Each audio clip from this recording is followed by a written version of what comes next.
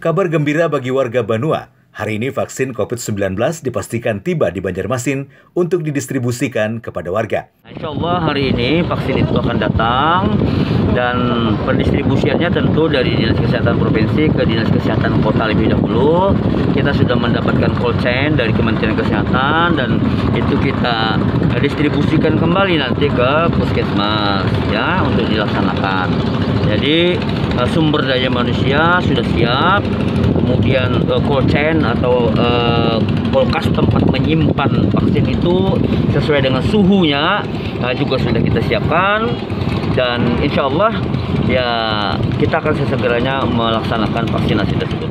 Rencananya vaksin COVID-19 ini akan didistribusikan kepada warga melalui layanan 1 rumah sakit dan 26 puskesmas yang ada di Banjarmasin. Ya, kita begitu dapat langsung kita distribusikan ke puskesmas, pelaksanaannya di puskesmas.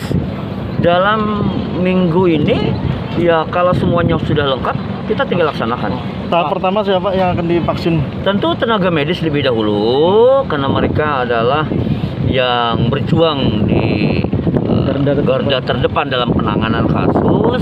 Kita pastikan mereka memiliki kekebalan, ya seperti itu. Vaksinasi yang akan diberikan kepada warga secara gratis ini diharapkan mampu meredam sebaran virus COVID-19 yang kembali meninggi.